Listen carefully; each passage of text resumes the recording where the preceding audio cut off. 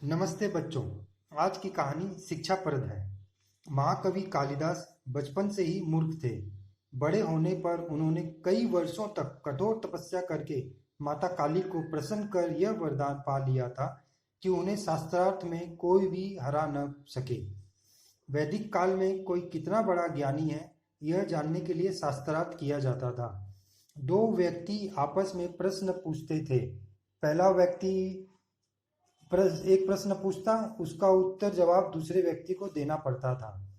फिर वह दूसरा व्यक्ति प्रश्न पूछता था, जिसका उत्तर पहले वाले को देना पड़ता था। इस तरह से जब कोई एक व्यक्ति उत्तर नहीं दे पाता था तो वह हार जाता था। यही शास्त्रार्थ का मतलब होता है। तो कहानी, कालिदास शास्त्रार्थ में लगातार जीतते रहे। वरदान पाने के बाद तो उन्हें घमंड अहंकार हो गया था। वह एक बार कहीं जा रहे थे तो रास्ते में उन्हें जोर की प्यास लगी। वह एक झोपड़ी देखकर रुके और पानी पिलाने का आग्रह निवेदन किया। घर के अंदर से एक बच्ची निकली। उस बालिका ने उनसे उनका परिचय पूछा कि आप कौन हैं। महाकवि कालिदास यह सोचते थे कि उन्हें सब जानते हैं। बच्ची के पूछने पर कि अपना परिचय बताएं, उन्हें यह अपना अपमान लगा। उन्हें थोड़ा गुस्सा भी आया अहंकारवश, और उन्होंने कहा कि बच्ची को कि घर में से किसी बड़े को बुलाओ, मैं काफ़ी थका हुआ हूँ और मुझे कुछ भी याद नहीं है। कालिदास उस बच्ची को टालना चाहते थे और उससे बात नहीं करना चाहते थे, मगर बालिका ने कहा, भूख और प्यास तो बड़े से बड़े बलवान को भी झुका देते हैं, मगर आप तो महान हैं, आपको तो सब याद रहना चाहिए, आप अपना परिचय दीजिए। कालिदास ने कहा, बेटी मैं यात्री पथिक हूँ। झट से बच्ची ने कहा, यात्री तो संसार में केवल दो ही हैं, उनके नाम बताइए। कालिदास चकित रह गए। यह बच्ची तो बहुत ज्ञानी है, और उन्होंने इस प्रश्न का उत्तर देने में खुद को असमर्थ बताया कि मुझे ये तो इसका उत्तर आता नहीं है। तब उस बच्ची ने कहा, बिना थके अपनी मंजिल तक पहुंचने वाले को पथिक या यात्री कहते हैं, और संसार में केवल दो ही यात्री हैं, पहला सूर्य तथा दूसरा चंद्रमा, यह निरंतर चलते रहते हैं। और हंसकर भीतर चली गई। आप तो अभी ही थक गए इतनी जल्दी, यह कहकर। कालिदास उस छोटी बच्ची के ज्ञान की मन ही मन प्रशंसा करने लगे। तभी घर के अंदर से एक बूढ़ी औरत निकली। कालिदास ने उनसे भी जल पिलाने का आग्रह किया। मजे की बात, उस औरत ने भी उनका परिचय पूछा। कालिदास थोड़े क्रुद्ध गुस्सा हो गए कि यहाँ सभी जानबूझकर मुझे सता रहे हैं और कोई भी पानी नहीं पिला रहा।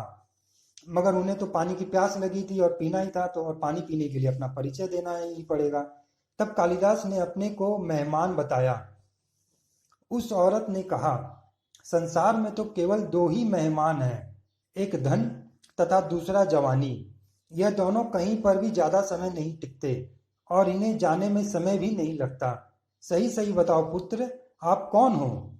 कालिदास इस औरत की भी विद्वता देखकर फिर चकित रह गए।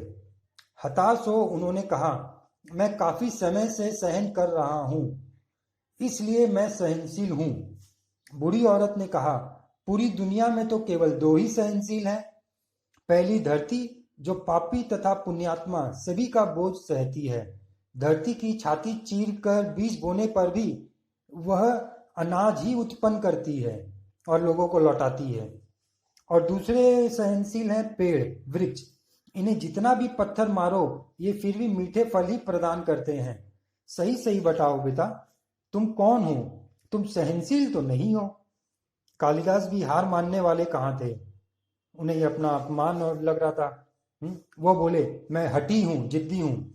उस औरत ने कहा, फिर झूठ। जिद्दी तो संसार में केवल दो ही हैं, पहला नख नाखून तथा दूसरा केस यानी कि बाल। इन्हें कितनी ही बार काटो, यह बार बार फिर से निकल आते हैं। सत्य बताओ पुत्र, कौन हो तुम? कालिदास अब तक समझ चुके थे यह कोई देवी ही है।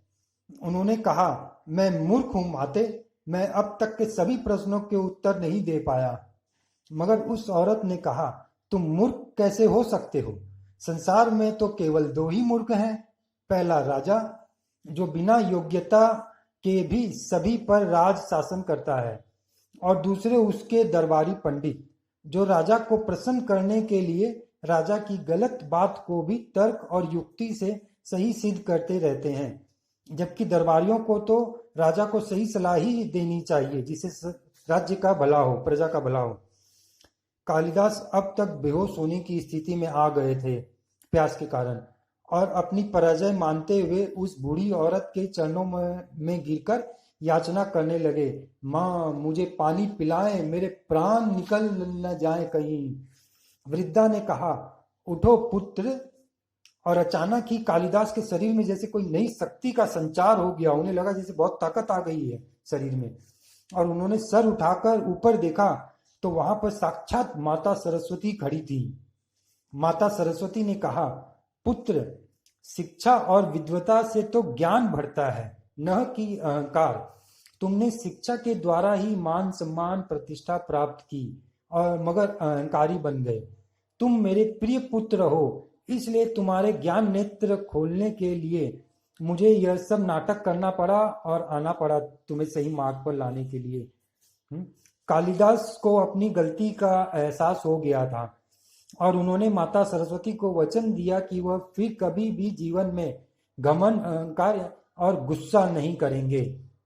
और कालिदास ने यह प्रण अपने जीवन भर निभाया, और इस वक्त समय के बाद से ही कालिदास की ख्याति और भी कई गुना बढ़ गई। इस कथा, पौराणिक कथा से, कहानी से हमें यह शिक्षा मिलती है कि हमें कभी भी अपनी विद्वता ज्ञान पर घमंड नहीं करना चाहिए, क्योंकि यही घमंड मनुष्य के ज्ञान को नष्ट कर उसे पतन और विपत्ति की तरफ ले जाती है। नमस्ते। अगर पसंद आया हो तो लाइक, सब्सक्राइब और शेयर जरूर करें। धन्यवाद।